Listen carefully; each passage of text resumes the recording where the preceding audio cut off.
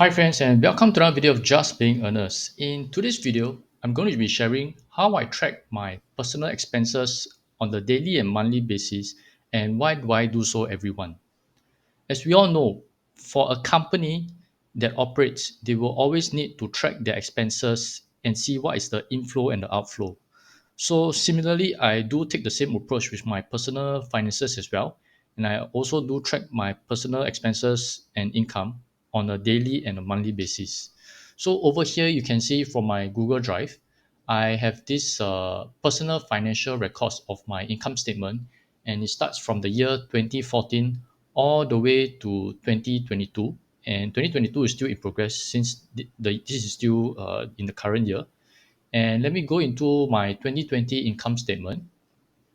So over here, you can see I have a overall view of my income statement from January all the way to December.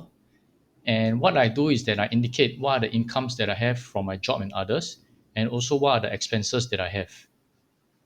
So let's say if I use my January 2020 monthly income statement, for example, so you can see my breakdowns are between food, transport, phone bills, personal, others, and entertainment. So the reason why I did this breakdown is because definitely everybody needs to spend on food is a daily thing. Transport can be either a daily or weekly thing. Phone bill is a monthly thing. Personal can be for stuff like let's say you go on a paying for your insurance or etc. Something that you have to pay for your own needs. And then you have others can be miscellaneous items like let's say buying a toy or buying a earphone or whatsoever. And then entertainment is where it's spent for leisure like holidays and stuff like that. So these are the breakdown that I have from the first of the month to the end of the month. And then this table basically calculates everything from the first to 31st.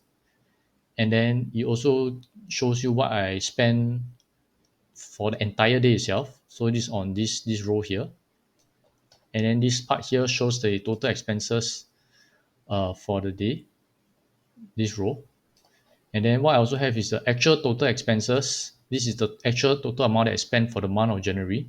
This is the average that I spend per day.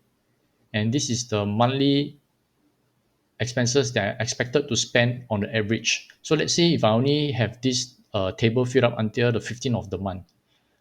With this monthly expenses based on average, I will be able to extrapolate what is the expected monthly expenses I'm going to be spending for the rest of the month. So this helps to give me an idea of what is my spending rate and how much am I actually spending. And so from this overall table, you can see I have a total income, and then I also have a total expenses. Then at the bottom is my net income. So basically, basically it's like what is the actual amount that you have left after accounting for expenses.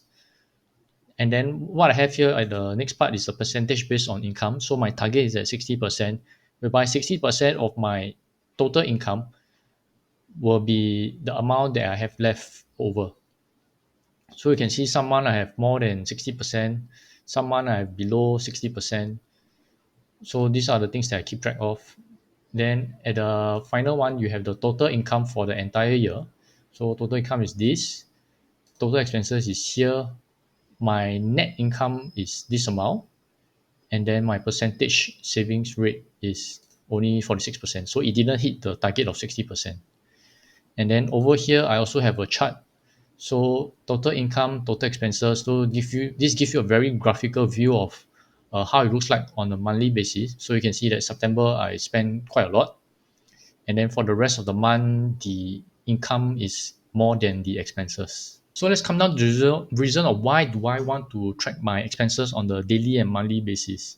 So the main purpose is, I mean, basically to track what do I spend every month so that I know where my money is flowing to. Otherwise, you may have money coming in and then you do not know where your money is going out to. Then at the end of the month, you may be thinking, where did all my money go? So doing this monthly or daily income statement helps me to keep track of my spending.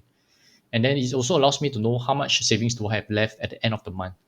So this will help me to know how much do I actually have saved And then if I check back against my bank records, the actual amount in my bank, then does the amount actually match up, or is it in the rough range? Then thirdly is to know which category to cut spending on. So like earlier I mentioned, I showed about food, phone bills, transport, personal, others, and entertainment. By knowing how much I spend in each different category, this will allow me to know whether am I overspending or am I on the safe range. And then lastly is to allow me to know what credit cards to get. So by knowing which category of spending do I actually spend the most on, then it will allow me to know which credit card will help me to optimize the best rewards that I want to get. So for me, I'm actually more of a cashback person. So based on the spending pattern that I actually have, what I have on hand is the DBS Live Fresh credit cards that I use, and also the UOB Amex card as well. So these are the credit cards that are used based on the spending pattern that I have.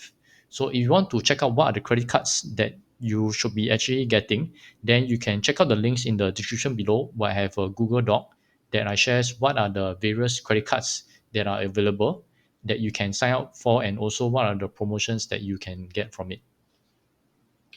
So today's quote of the day is: life is 10% of what happens to you and 90% how you react to it. So hopefully with today's video, you'll be able to have a better understanding of how to do your own personal income statement, and do remember to always make smarter financial decisions every day. Have a great day ahead, and bye bye.